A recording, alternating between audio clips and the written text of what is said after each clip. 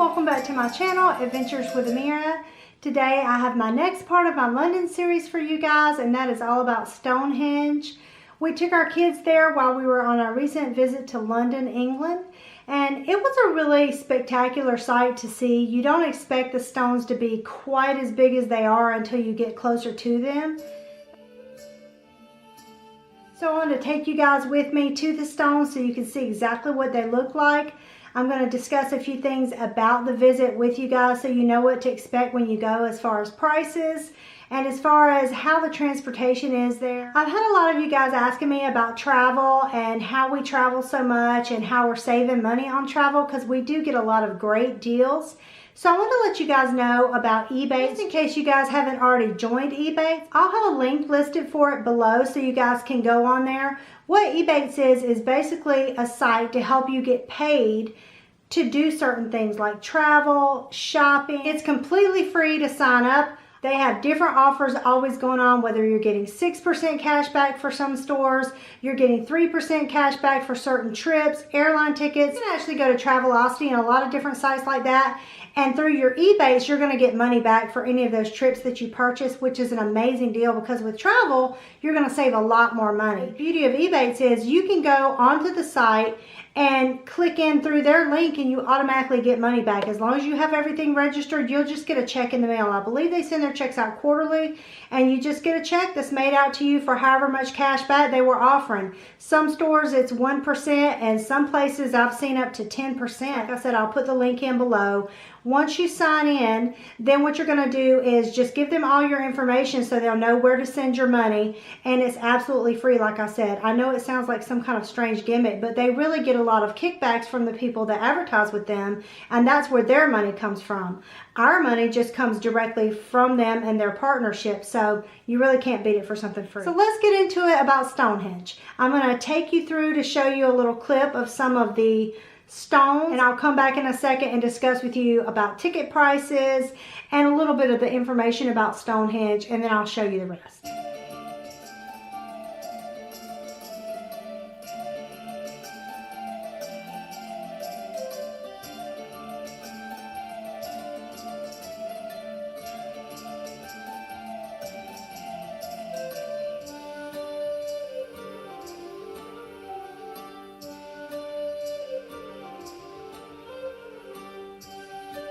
Okay, so interestingly enough, I did not realize that Stonehenge was so isolated. Like, it's really just out in the middle of nowhere in all these beautiful green rolling hills, and you actually pass by it in your car on the way to get to the little visitor center to go back to it. So it's kind of like a little fence that's along there where the sheep and stuff are, and you go past it and you can really see it from the road. If you're short on budget, I'm not sure if I would spend the money to actually go closer to the stones, because I did not know that you can no longer touch the stones. They have them roped off and you're not supposed to touch them at all. So you can see them pretty closely from the road over that little fence that they have. And if I were cutting on my budget, that would not be something I would probably spend money on, because you can see it, you can stop on the side of the road, you can take as many pictures as you want with you know, near the stones, except there's just a tiny little bit of a fence there. But it's not really that much different than being near the stones and there's ropes there. So if you're just going there to see it and say you've been once in your life to see it, I'm not sure, like I said, I would invest in the money. But if you do want to go, I do have the prices for you guys. So for kids 5 to 15 years old, it is £10.50, which is probably around $14. And then for adults is $17.50 for pounds. And then you get a little bit of a discount if you book it online in advance. It says you have to book a time to go see it in advance, which I wasn't really sure about that, because I saw a lot of people were buying when they got there, and maybe you get a better time for yourself. But it is quite a bit from London. It's 2.5 hours away from London, so you'll have to get separate transportation to get out that far. We had a private transfer that we booked online while we were still here in America, and then we had that person pick us up at our hotel to take us for the day. There are a lot of bus tours, but we had a family of 4, and so it really wasn't economical for us to pay for 4 individual tours versus just getting one driver to come pick us up. So I would look into that if I were you guys. I always pick my drivers and things like that off of TripAdvisor. I go on there, I put in the question that I have under their search bar, and then see if somebody else has already asked the same question. If not, I always get responses. That's also how we booked our transportation when we were in Paris to go to Versailles, and we had really good luck with that. But if you're booking for a family, they have like a family heritage pass, and it's $45.50 for a family of 4, and that's 2 adults and 2 children. And if you buy it at the gate, it's $50.70. So that's a difference of about $16 in savings if you book that ahead online. So I definitely would recommend booking that. Now, you don't get preference for the line to get on the bus to go up there, but you do at least already have your tickets there. When you go, you have to bring either your receipt on your cell phone or a receipt that you've printed out to the little ticket booth. So when you get out there, it's just in these open rolling hills, and there's like this one little building that's nowhere near the stones. And they have bathrooms there. They have like a little video that goes on. You kind of walk through and it's showing some history of Stonehenge. You can learn more about it. And they have some little huts that look like indigenous people used to live there, just to show examples of what life might have been like when Stonehenge was first built. But, you know, they still don't know exactly how Stonehenge was built, so that's all still a mystery. They have lots of different ideas about that. I know when we went, winter solstice had just happened. Our driver was saying that they always have all these pagans or druids up there worshiping with the stones, and they really feel like that's a spiritual connected place for them. It used to be that the druids thought that the stones were built by druids, but they found out now the stones were probably around about 2,000 years before druids ever came into existence. And these are the Celtic druids. So they still go up there, and there's probably a lot of other people from around the world. And I would imagine if people love Outlander the way that I do, a lot of people, Outlander fans, that are up there trying to touch those stones to go off to who knows where. But if you don't watch Outlander, you probably won't understand that. But if you do, leave me a comment down below to let me know if you watch Outlander, if you know what I'm talking about. But I guess they had totally left like all kinds of trash and different stuff out there, so they had to wait for it to be cleaned up to open it back up to the public.